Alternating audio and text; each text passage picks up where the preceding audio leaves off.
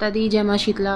नवरात्रि मनाने से होता क्या है, और जो लोग नवरात्रि नहीं मना पाते या किसी कारण वो नहीं मना पा रहे हैं, वो कितना बड़ा नुकसान कर देते हैं अपनी ज़िंदगी का, उसके बारे में थोड़ी बातें करेंगे।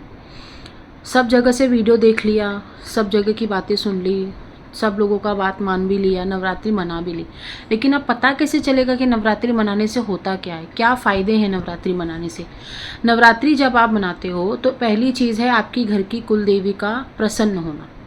आपको आपकी कुल देवी पता हो या नहीं पता हो, लेकिन अगर आप अपने घर में नवरात्रि के सारे नियम पालन करते हो तो आपकी घर की कुल देवी जाने अनजाने में प्रसन्न हो गई है आपसे। आपकी घर की कुल देवी का नाम आपको भले ही नहीं भी पता हो या पता भी हो, तो इनडायरेक्टली आप उन्हीं की पूजा कर रहे हो, क्योंकि जितनी भी कुल देवियाँ हैं सारी सती माता से उत्पन्न हुई हैं।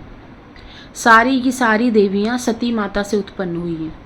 और नवरात्रि करने से क्या करते हैं हम, माँ सती माता की जो रूप हैं, जो दुर्गा माता हैं, उनके रूप की पूजा करते हैं और इनडायरेक्टली हम क्या करते हैं, अपनी कुल देवी को ही पूजा दे देते हैं।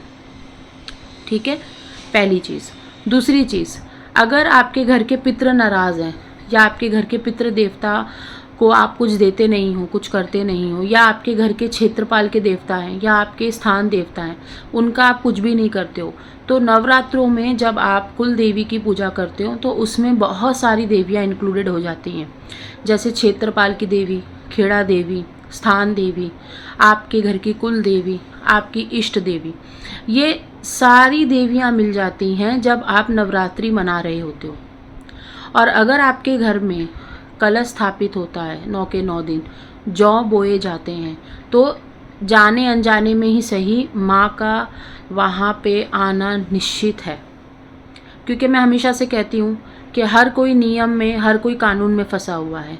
जैसे हमारा ब्रह्मांड है, भगवान ने कुछ नियम बनाए हुए हैं, जहाँ उनका नाम लिया जाएगा वहाँ उनको आना ही है, भले थोड़ा लेट आएंगे बट आएंगे ज़रूर। नवरात्रों में अगर आप नवरात्रि मनाते हो तरीके से, तो डायरेक्टली इनडायरेक्टली आप अपने ही इष्ट देवता, कुल देवी देवता, स्थान देवी देवता, क्षेत्रपाल देवी देवता की पूजा करते हो। मैं थोड़ी गुप्त बातें बता रही हूँ जो एक साधक कर रहा होता है नवरात्रों में, लेकिन थोड़ा सा मैं आपको मोटिवेट करना चाहती हूँ, क्योंकि बहुत लोगों के मन में ऐसा आ जाता है पूजा शुरू होने से पहले, हो सकता है नेगेटिविटी हो उनके ऊपर, इसलिए उनका मन जो है विचलित हो जाता है, तबीयत ख़राब हो जाती है और वो ये सोचते हैं कि क्यों मनाए नवरात्रि, क्या ही ज़रूरत है, क्या ही मिला। ऐसे होते हैं काउंसलिंग्स में लोग आते हैं, कहते हैं क्या ही मिला इतना पूजा पाठ करके। अरे तुम्हें नहीं पता ना, क्या पता तुम्हारा एक्सीडेंट होने वाला हो लेकिन पैरों पे चोट लग गई, ख़त्म हो गया, एक्सीडेंट नहीं हुआ, हड्डी नहीं टूटी। क्या पता तुम्हारे घर में बच्चे नहीं होने वाले हों और तुमने इतनी पाठ पूजा करी तो तुम्हारे बच्चे हो गए, सही सलामत है। मन मुटाव सबके बीच में होता है, दिल सबका ख़राब होता है, झगड़े सबके साथ होते हैं, लेकिन इस बात की तसल्ली मनानी ज़रूरी है कि मेरे साथ बद से बदतर नहीं हुआ, जो भी हुआ उतना ही हुआ जितना मैं हैंडल कर सकता हूँ या कर सकती हूँ। तो नवरात्रि मनाने से पूरे साल में आने वाले संकट जो होते हैं वो 50% माइनस हो जाते हैं।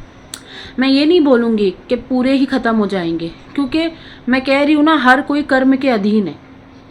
अगर कोई बीवी को मारने वाला आदमी है या बीवी को मारने वाला उसका हस्बैंड है, या वो जो फीमेल औरत है वो उसके एक्स्ट्रा मैरिटल अफेयर्स हैं, और ऐसे लोग अगर क्या नवरात्रि मनाएंगे तो क्या उनको फल मिलेगा? नहीं, उनको भी फल मिलेगा अपनी कर्मों का। लेकिन माँ, मैंने हमेशा कहा है कि माँ अपने ऊपर कर्जा नहीं रखती है। आप उसको 1 रोटी खिलाओगे ना, वो आपको 4 दिन रोटी खिलाएगी, वो 4 गुना लौटाती है। तो जो भी उसके जो गुणगान गाता है, जो नवरात्रि मनाता है, उसको वो पूरे साल आशीर्वाद देकर जाती है। अब किसी का बंधन लगा होगा घर में, काम में, व्यापार में शक्ति का बंधन लगा होगा, पितरों का बंधन होगा, पितृदोष होगा, सवारी नहीं आती होगी, पहले सवारी आती थी, अनुभव होते थे पहले, अब नहीं होते, अब सारे रास्ते बंद हो गए हैं, एक तरीके से पूरा दिमाग बंद हो गया है। तो ये वो मौका है नवरात्रों में 9 दिन माँ की सेवा करने का, और उसके कारण सिर्फ सेवा मात्र से आपके 40 से 50% के बंधन ऐसे ही निकल जाते हैं, अपने आप ही ख़त्म हो जाते हैं। ठीक है, अब जो लोग कलश स्थापित करना चाहते हो और जो लोग जौ बोना चाहते हैं माँ की नवरात्रों में, उनको ये बात हमेशा ध्यान रखनी है कि वो घर को खाली छोड़कर ना जाए। घर को ताला मार के लॉक करके ना जाएं, क्योंकि घर में सही में माँ विराजित होती हैं। वो अखंड जोत हम जलाते हैं, जौ बोते हैं, माँ की चौकी विराजते हैं, माँ को विराजते हैं, है ना, सुंदर बनाते हैं माँ को, कपड़े पहनाते हैं, तो माँ विराजित हो जाती हैं 9 दिन। और बहुत कम लोगों को ये चीज़ पता होगी कि हम दिन भर में सेवा करते लेकिन माँ रात में आती है। माँ ये देखती हैं कि कौन सा बच्चा मेरा सच्चा है, कितना मुझे पाने की आस रखता है, कितना मेरे से प्यार करता है, कितना उसके भाव दृढ़ हैं। इसलिए आप देखोगे ना, बड़े से बड़े साधक लोग पूरी पूरी रात जगे रहते हैं, पूरी पूरी रात भर उनके ना दरबारों में, धामों में धूम मची रहती है। या वो अकेले भी रहेंगे ना कहीं एकांत में, तो रात भर वो जगे रहते हैं, भले कुछ भी ना करें, बस जगे रहेंगे। अखंड जोत देखना, संभालना, पूजा पाठ करना, अपने लोगों के प्रति, अपने बच्चों के प्रति दुआएं मांगना, आशीर्वाद मांगना। तो नवरात्रि मनाने से आपके बहुत सारे काम हो जाते हैं। इनफैक्ट अगली साल जो आपका नुकसान होने वाला है ना, वो भी टलना शुरू हो जाता है। नवरात्रि मनाओगे तो आपके पितृ देवता खुश रहते हैं। नवरात्रि अगर आप मनाते हो तो आप बड़े से बड़े दोष, अगर मान लो आपके ऊपर तंत्र भी है और आप नवरात्रि मनाते हो, तो आपको कहीं ना कहीं 9 दिनों में मालूम पड़ जाएगा। ठीक है, 9 दिनों में आपको बुरे सपने आ जाएंगे, 9 दिनों में आपका तबीयत ख़राब हो जाएगा, 9 दिनों में आपके स्वप्न दोष हो जाएंगे। अब बहुत सारे ऐसे केसेस आए थे जिनको पता नहीं था कि जिस घर में वो रहते हैं उसमें नेगेटिविटी है। अब उन्होंने नवरात्रि बैठाई, चौकी बैठाई, माँ को पूरा सजाया, सब करा। अब 9 दिन तक रात को उनको नींद नहीं आई। वो सोने की बहुत कोशिश करते थे लेकिन नींद नहीं आती थी। फिर जैसे ही माँ की कलश को स्थापना करी थी, वो सब चीज़ों को हटाया, वैसे ही उनको रात को नींद आने लग गई। मतलब कहने का मतलब ये कि जो घर की नेगेटिविटी थी वो उनको इतना बेचैन करके रखती थी, बताने की कोशिश करती थी कि तुमने ये जो किया है ना, उससे हमको बहुत ज़्यादा तकलीफ़ हो रही है। इसके वजह से भी आपको सोने नहीं दिया जाता है, रात भर बेचैनी रहती है। नींद कितनी भी आए, सुबह आएगी, रात भर, पूरी रात भर नहीं आती है। तो नेगेटिविटी वाला इंसान भी अगर नवरात्रि मनाता है तो उसके अंदर की भी 20 से 30% नेगेटिविटी नवरात्रि मनाने में ख़त्म हो जाएगी। ठीक है, जिसकी सेहत ख़राब रहती है, जिसको ऐसा लगता है बहुत दवाइयाँ चल रही हैं, उनकी दवाइयाँ लीजिए, 9 दिन माँ की चौकी पर उसको रख दीजिए। जिसके बच्चे की ऐसा लगता है कि पढ़ाई नहीं करता, कुछ नहीं करता, करता है तो भूल जाता है, बात नहीं सुनता है, बहुत ज़्यादा गुस्सा करता है, तो उसकी जो चीज़ें हैं, जैसे पढ़ाई कर रहा है तो उसकी किताबें होंगी, उनके कंपास बॉक्स होंगे, उनके कपड़े होंगे, वो लेकर के नवरात्रों के 9 दिन आप वहीं पे रख दीजिए। ठीक है, और उसको साथ में पूजा करिए। कुल देवी को स्थापित करना भी बहुत ज़रूरी है नवरात्रों की चौकी में। अब कुल देवी तुम्हें नहीं पता है तो कुल देवी के नाम से आप 2 सुपारी, जो सुपारी होती है वो लेकर के आप अखंड ज्योत के पास रख सकते हैं। अखंड ज्योत का बहुत बड़ा तात्पर्य है। अखंड ज्योत जलाने से माँ के साथ साथ माँ की सेनाएं भी आ जाती हैं, और 9 दिन जब माँ की सेना उसके घर के अंदर रहेंगी तो सोचो कि भूतों को कितनी मार पड़ेगी कि तू आया कैसे, ये बच्ची हमारी सेवा कर रही है, तू जा, चले जा। बहुत सारी प्रेत आत्माएं ज़िद्दी होती हैं, उसकी भी शक्ति को ख़त्म करने में हमारा जो अखंड ज्योत होता है बहुत काम करता है। जैसे जैसे अखंड ज्योत जलेगी वैसे वैसे उन प्रेतों की शक्तियाँ घर के अंदर से ख़त्म होनी शुरू होती हैं, कम होनी शुरू होती हैं।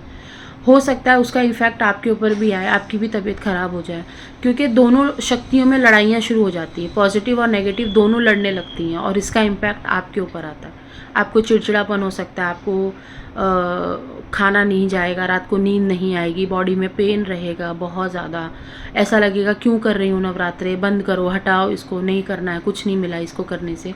तो ऐसे गंदे गंदे थॉट्स आएंगे, नेगेटिव विचार आएंगे, सेक्सुअल विचार आएंगे। तो ये सब कुछ होता है। आसन पे बैठोगे 9 के 9 दिन, जोत बत्ती करोगे, माँ की आरती करोगे, पाठ करोगे, हनुमान चालीसा पढ़ोगे, कुछ भी पढ़ोगे, उससे आपको 3 गुना ज़्यादा पावर मिलती है, क्योंकि आपने कलश स्थापित किया है, माँ की चौकी बैठाई है। देखो, माँ की चौकी बैठाने का ये तात्पर्य होता है कि हम जिस घर में रहते हैं उसमें आपका भी हिस्सा है, आप भी यहाँ पे विराजित हो। हम आपको नीचे नहीं विराजित कर सकते, इसलिए हमने आपको एक सोफ़ा दे दिया है या आपने उनको एक चेयर दे दिया है। जैसे हम मेहमान आते हैं घर में तो हम उनको सोफ़े पे बोलते बैठ जाओ, बेड पर बैठ जाओ या चेयर पे बैठ जाओ। तो उसी प्रकार चौकी का वो तात्पर्य है कि इस घर में एक आपका भी हिस्सा है, हम आपको भी स्थान दे रहे हैं, आप आइए यहाँ पे 9 दिन 10 दिन विराजित करिए।